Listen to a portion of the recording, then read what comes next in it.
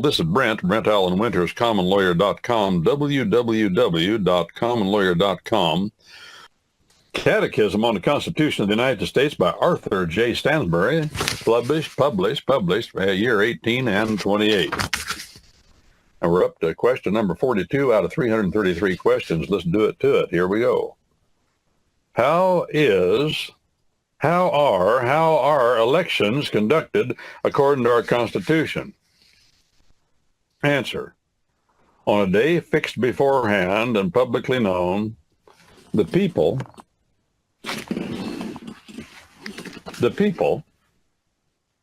who are to choose, the peoples, the militiamen. Those are synonymous. When this catechism was written, they're synonyms. The people, the militia, the men. When our Constitution was drafted and when this was written. The people who are to choose and who are called voters meet at certain places called polls. Now, why do they call them polls? They call them polls. Just an old word. Poll means head. Head. It's from an old word that means round. Well, your head's round. So they call it, if you get your head polled, you get a polled haircut, you get your hair cut off. If you have polled Hereford cattle, that means their horns are cut off. That's called polled. If I take a poll of the jury after they deliver their verdict, that means I do it by the head. Every head has to answer. Is your verdict what the jury foreman said it is? Not guilty? Then go to the next one, the next one, the next one. That way there's no question, see? You said guilty, I want to hear every person say it. Because if every person didn't say it, it's not guilty. It only takes one person on the jury to throw the whole thing from one side or the other. Our common law is not about majorities at its fundamental controlling level, which is the jury. Of that there is no doubt. Well, the polls are places where people go and have their heads counted and let their will be known. They vote. Poll means head. That means by the head. I'll say, how many head of cattle are out there? I got 46 head. How many head of goats? That's the way we talk, because we're talking about counting heads. Counting heads. Ballot boxes. Now, how do you vote? You vote with a ballot. Talks about it here. What is a ballot? A ballot, that's a word that's from our word ball. It's an ancient word going clear back to the Greek tongue and the ancient Greeks. The way they voted was, see, vote is like jury verdict. It's not a jury verdict's not a vote. It's just, here's what I think, and that's the end of it. He's either guilty or innocent. There is no in between. It's either yay or nay.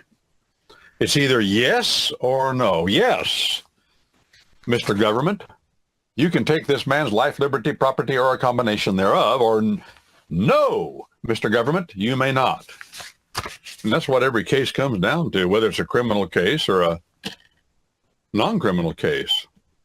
Even in a non-criminal case, people sue because they want money. They want property. Yes, you may take this man's property. No, you may not. Criminal case, yes, you may take this man's life, liberty, or property, or no, or a combination thereof, or no, you may not. But it's yes or no. No in between, no opinions, yes or no. Got to keep it simple. At fundamental level, things got to be simple. God makes them that way. He even says that in his law. I've said this before. I'll say it again. It bears repeating. It's either heaven or hell. Saint or ain't, up or down, in or out, black or white. God has no gray areas in his thinking. You may, because you're, and me, we're foggy-brained to varying degrees. We got the foggy brain blues. I remember I went to Oakland, California, back in the mid-'70s. I saw that Merle Haggard was going to be there. I wanted to see old Merle. I heard him on the radio, but I'd never seen him. So Somehow I procured me a ticket, and I went to the Coliseum in Oakland, California, which is, see, kind of going south out of town, if I remember right. And I watched Merle Haggard. Well, Marty Robbins came on first. He played some songs. And then Merle came out. And I remember, I'll never forget this. I never heard the song before or since. He sang a song called The Foggy Brain Blues. I remember it because I think to myself, even yet today, that's our problem. We got the foggy brain blues. God is defogging our brains if we're Christian folk. But your standing before him is perfect. Your practice is quite something else. You're moving. It's called sanctification. He's improving your behavior. I don't think he won't. He will. He'll open up a can of whoop on you, and he'll improve your behavior if you step out of line. He will make sure you persevere, not only persevere to the end, but that you'll get better as you go. Despise not the whooping of the Lord, because he whoops. I'm quoting the Bible. He whoops. You say the word whoop isn't in the Bible, just listen. He whoops every son and every daughter he receives. That's the first thing he does. Put a hurting on you. I mean, it's downright serious business. You think you're going to die. No, the Bible says of chastening your child, that means whoop him. And though he scream loud, says the Bible, Proverbs, he will not die. Boy, did I used to scream. Did you used to scream? Of course, I got so with my mother. She didn't have much power in her whoop. I'd scream, make it sound, make her think I was really hurting when I wasn't, you know. It didn't hurt a bit. My mother just didn't have that kind of power. Dad did. Oh, man. He grabbed what was ever handy. We had slats laying around. We had rails from old rail fences that had fallen apart, and rails that he split for corn cribs with my granddad. Then we had abundance of that stuff. Rails, pieces of rails laying everywhere in the cattle lots, the hog lots, around the fence bottoms. We had, and barrel staves, oak barrel staves. You know, when I was coming along, oak barrels were going out. They weren't coming in. Oh, there was some around. You could buy some things in barrels, but not a lot. So there are a lot of old barrels around. And the old barrels, of course, they get dry on the inside, they start falling apart and getting loose. And then the hoops come off. And then pretty soon you got a lot of barrel staves, but they're oak. We had a lot of those. We used them for everything, but not for, Dad didn't pick those up. And those are too heavy. They'd hurt you. But slats, oh yeah, a lot of those laying around. And switches, green especially, a lot of those laying around. And when Dad grabbed you up to apply the board of education to the seat of knowledge, he'd hike you up off the ground. You know, and nothing much you could do. He could control me at that point, of course. If he wanted to whoop me now, I'd let him. But if it came to a contest, he's 98. He just doesn't have the power he used to have. It's hard to imagine. We all get that way. But he's stronger on the inside than he is on the outside, and getting stronger all the time, has been since the beginning. Well, the ballot is, I said, it's up or down, in or out, black or white. And when you cast a vote, the policy behind voting is to be simple. Let me explain something here. I may just camp on this one for a while. You know, people think, well, everybody ought to be able to run for office if they want. No, I don't believe that. Well, in this sense, if you go to Australia, you'll find on the ballot for whatever they're running for, they got a list of people about as long as your arm.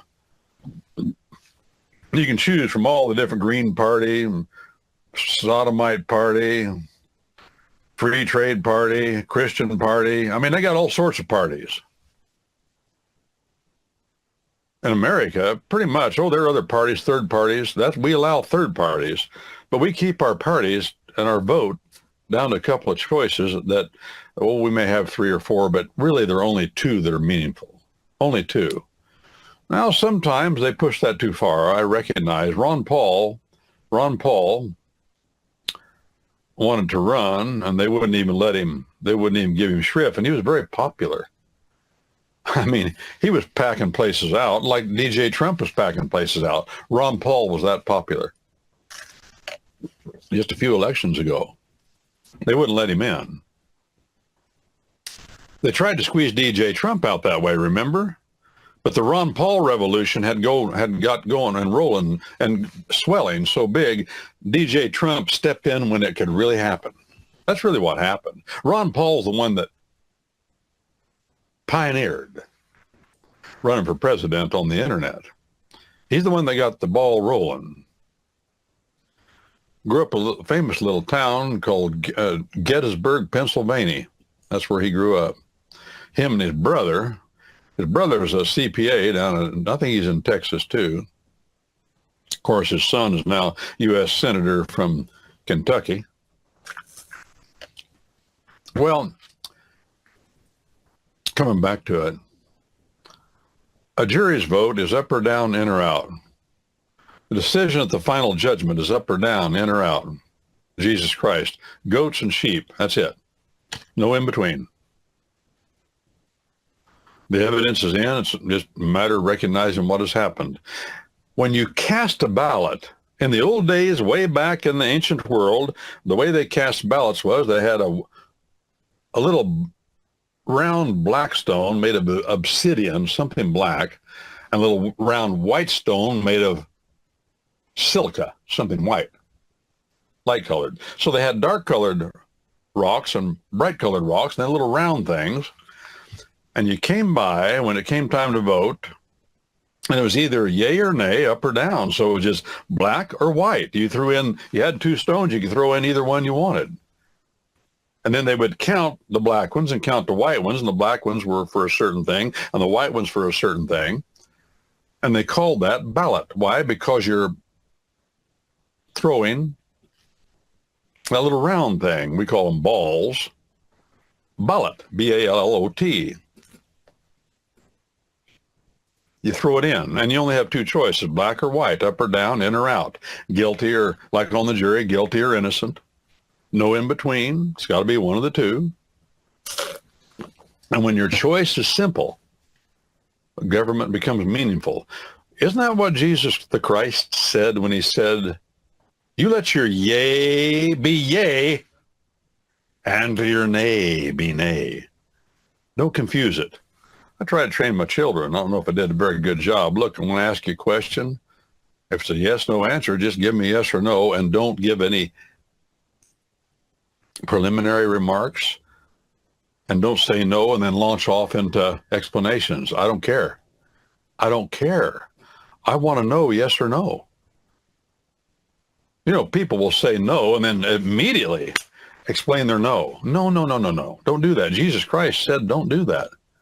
You say no, and then you wait. And then if an explanation is needed, somebody will say it. I tell people on the witness stand, if I ask you a yes, no question, answer yes, no. If you don't know, you have three choices. Yes, no, I don't know. That's the clearest thing for the jury. Cross-examination is beautiful that way. As is said, and rightly said, cross-examination should be a speech by the cross-examiner with an occasional, I invented that word, occasional mumble of amen or something from the witness. A speech in the form of questions. Cross-examination, by the way, is a creature of our common law tradition. It does not exist in the rest of the world. It is the engine of truth. Oh, what about swearing an oath? Do you really think that an oath is going to make anybody tell the truth? Give me a break. People don't even know what an oath is. If they knew what it was, they wouldn't care in most cases. That's why the greatest, we want to swear them in, right? But the greatest surety of truth in our common law tradition, the greatest, is cross-examination. And only in our common law tradition, and only in those few countries that have a common law tradition, the English-speaking world, do we even have cross-examination.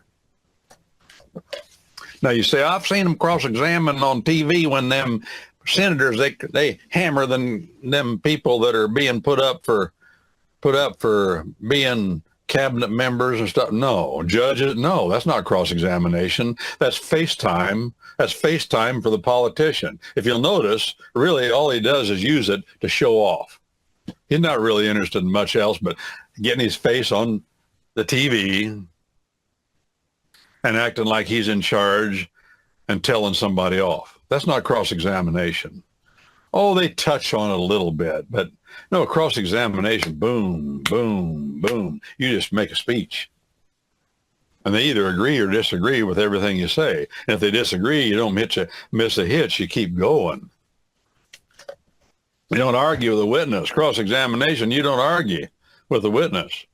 It's not the purpose. The purpose is to get the truth out. These senators and stuff, they're just arguing all the time, telling people off. Matter of fact, it is so objectionable to me, so distasteful. I just can't watch it. Oh, I'll watch a little bit maybe to know what's going on, but it's silliness. Politics is silliness from start to finish. Why? It's the political branch of government. It's all bandstand, grandstand, show off. Is that okay? Yeah, that's okay. I just don't want to watch it. It's meaningless. You're wasting your time. We got to have it. I get it. It is the political branch of government, the legislative branch. See, that's where a majority has a little bit of count. But when you cast a vote, my friend, listen to me. I'm coming back to this. You cast that ballot. You throw the ballot, as they used to say. All you're doing is expressing what you want. What you want is not what you get always, but you are expressing it. You see, even in the presidential election,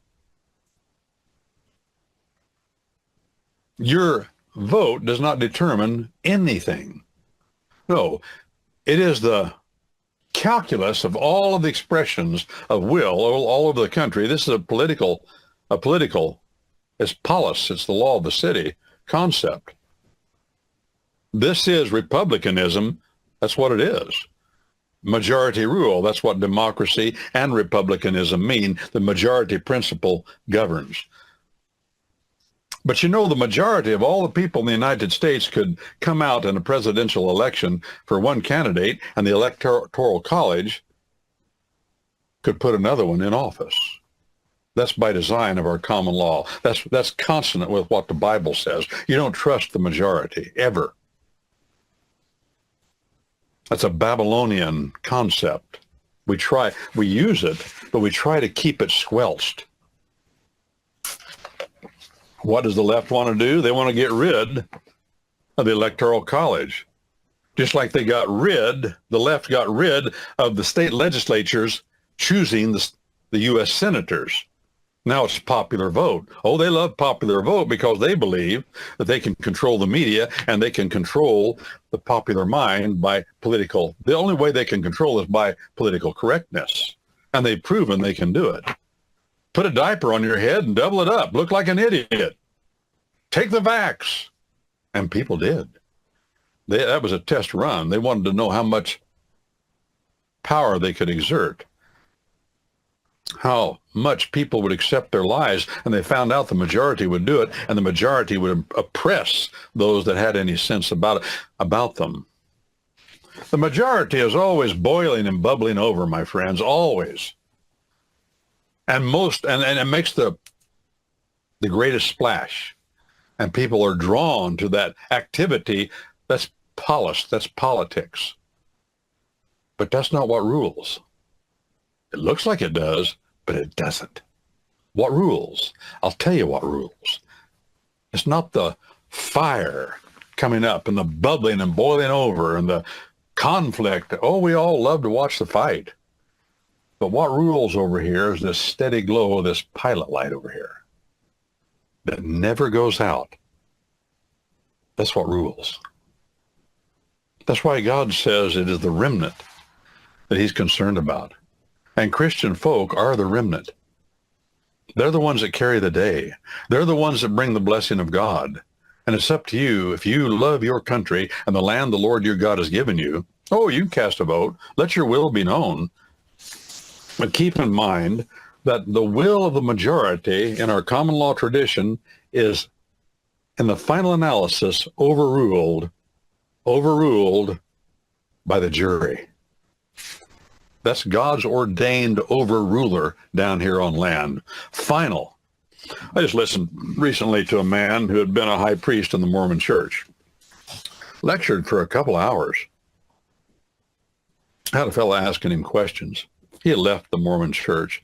He said many things, very important, but he said, oh, it's just understood and axiomatic. We have all this hierarchy that comes up from the bottom, and all this local government and these wards, and they call them, and presidents, and give a man a title. This is politics. Give a man a title and get him involved. When I was running for office, Morton Blackwell told me, said, Brent, if somebody wants to help, give him a title and get him involved and let him go. Because you're just working up activity. That's what politics is, just a working up of activity. Much sound and fury, often really signifying nothing, and it just goes round and round and round. Your man gets in, then he gets thrown out and indicted with 91 indictment or something, like DJ Trump. Then he gets back in again. Then next time around, the whole country, fickle, goes the other way. There's fickle, and majorities are as fickle as that majority that said, Hosanna to the King. They took their coats off and threw them on the dirt, so that the little donkey he was riding, Jesus Christ, his donkey wouldn't have to walk in the dirt. They took palm branches and laid them down. Hosanna, the King, entering Jerusalem. Within just a few short hours, they were screaming, nail him to a post, naked. We're done with him. Within a few short hours. When I ran for office, just a personal experience, so, oh boy, the activity. The activity. It was exciting. Politics is exciting. That's why people like it. My campaign office was buzzing. People in, people out. Computers, money coming in, especially during the last month. Wow. I didn't know where I was half the time. 27 counties. I was everywhere. Somebody else was driving me, and I'd get out, and they'd say, okay, go over here, do this, make a speech. Okay, now leave. Now, here, come with me, do this. I had handlers that were keeping my schedule and taking me where I needed to go, making sure I got there. All I had to do was try to stay awake and get it done, especially the last month. All that happened. And then in the end, that's the first time I ran. I lost. My opponent spent a couple $100,000, I think, and I spent $30,000 or something. I was a nobody, but I scared him. Well, that was good for a lot of reasons, but I remember standing in the campaign office. It had been nothing but people coming in and out 24 hours a day, and I looked around and nobody was there. Papers everywhere. Once it was apparent that I wasn't important to anybody, I couldn't do anything for anybody, they were gone. That's politics. That's the way it works. It's every man trying to get what he wants and having his agenda. I'm not saying we don't need that branch of government, but that's what it is. Don't miss this. There I was standing there all alone and with a lot of debt, frankly. I didn't, and the machines, I had to get rid of them. They weren't mine. They were loaned because people said were trying to help me win. I had to make sure everything was taken care of, and I did it all by myself pretty much after that, whereas I had hundreds of people helping me just a few hours before. That's politics. It's love, hate, round and round. That's why they call it the law of the city. They call it revolution, controlled revolution. That's what politics is in our country, and it's just nothing but uncontrolled revolution in the rest of the world. But in the common law tradition, it's controlled revolution. Try to bring some order to it. Well, you cast your ballot, you let your will be known. Is it important? Yes, it's important. Don't misunderstand, but understand too that voting is not final. That's called republicanism, and that is tyranny. Republicanism, democracy, those words have never been distinguished. As a matter of etymology, the ones that invented those words, the Greeks, didn't distinguish them. Well, they have the ballot. Each person who votes puts into a hole in the top of these boxes a piece of paper with the names of the person whom he chooses written or printed on it. These pieces of paper are afterwards examined and counted by the inspectors, who keep a written account of the names voted for and the number of votes given by the people for each. The persons having the greatest number of votes are chosen. Chosen. You notice, you casting your ballot, your ball, your little yes or no, this guy or that guy, that doesn't choose anybody. No. That's just your expression of your will. And the word vote is a Latin word of the same root as volition. Volition is the Latin word for will, what you want. All you're saying is, when you vote, here's what I want. Here's what I want, but you're not giving your name. It's a secret ballot. But you're saying, here's what I want. The persons having the greatest are chosen. There are some slight differences in the mode of holding elections in different states, but it is the same in every important point, fundamental. That's what he's saying here. Like the times, the places, the manner of holding elections, are they fixed by Congress? No.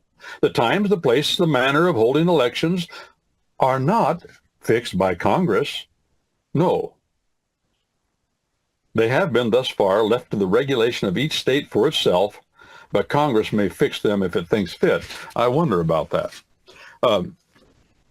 In this way, and that's what he says, under a constitution, Congress would have the power to intervene because of the Republican guarantee clause of our Constitution. The Republican guarantee clause of our United States Constitution says that the general government in Washington, D.C. guarantees to every state a Republican form of government. What does that mean? That means that if a state neglects to seat a state legislature, the feds have authority under the Constitution, the federal government, to come in and make it happen. Why? Because that's a violation of the Constitution to not seat the legislature, because if you don't seat a legislature under a Constitution, there will be no legislature to choose your U.S. senator to send it to Congress, to send him to Congress. So our government would fall clear apart. So they said, you do whatever you want and have your own election laws, time, places, manner of casting ballots, but you got to do something to get a legislature seated. Otherwise, our whole country would fall apart. Without a legislature seated in your state, well, number one, you don't have a common law government because you don't have the three co-equal branches. Yeah. Some states only have a unicameral legislature. Most all states of the United States are like the government of the Constitution of the United States sets up, where there are two houses of the legislative branch, the Senate and the House of Representatives. But there are a few states that only have just a legislative branch with one house. That's it. No higher house and lower house, no senators and all that stuff. Now, you can tell me, you can look it up. It's either, I think it's Nebraska. You can look it up. Only has one house, a legislature. Well, that's okay. That's okay. That fulfills our common law tradition of common law government, three co-equal branches. Just to point that out. When you listen, I hope you're able to soak what I'm saying. Our common law tradition is not logical. Oh, very much not. What is it? It's factual. Our common law tradition follows and observes the way things are, and they're not going to change. Whether you can explain it or not is not the controlling point. Logic, you can't make it logical? Well, that's okay. It's still true. Facts are facts. This is the way it works. But our common law tradition has done more for freedom throughout the world than any of the law of the city anywhere. Why? Because they're based on logic. That's why. They're based on what is logical. Logic won't get you to the truth, friends. And in the law of the city tradition, They don't have truth at the fundamental level upon which to base their logic, so they'll never get there. They'll never get there. This is Brent Allen Winters, a Common Lawyer Comments. Go to the website, commonlawyer.com, www.commonlawyer.com, and take advantage of the resources there.